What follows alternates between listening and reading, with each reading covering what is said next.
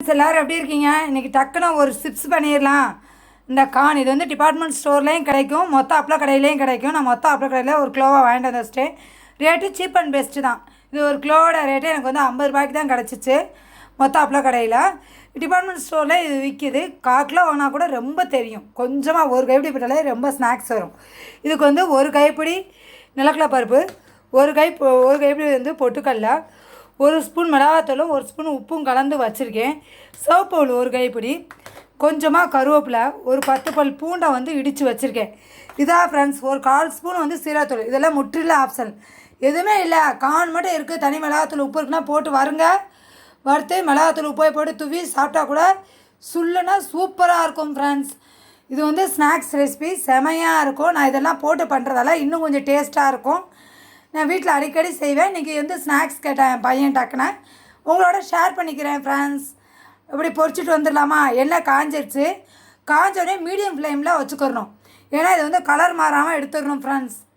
பாருங்கள், எண்ணெய் பிடிக்கிற அளவுக்கு போட்டுக்கோங்க. கொஞ்சமாக போட்டாலுமே நல்லா பொரிஞ்சிச்சு பார்த்தீங்களா? இப்போ வந்து இந்த மாதிரி நல்லா எடுத்து அடுத்தட்டில் போட்டுக்கிறோம் ஃப்ரெண்ட்ஸ்.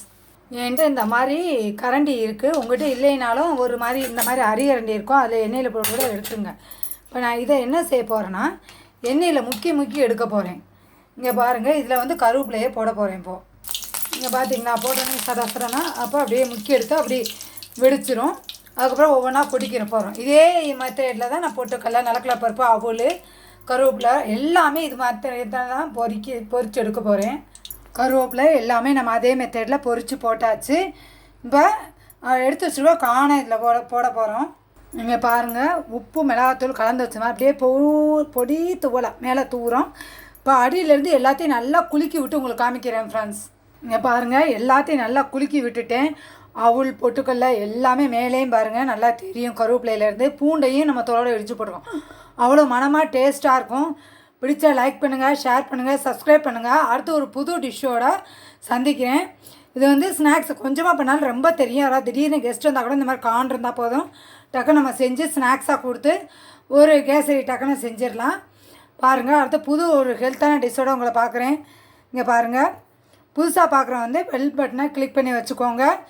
அப்படியே பார்த்துட்டு போகிறவங்க எல்லாருமே சப்ஸ்கிரைப் பண்ணுங்கள்.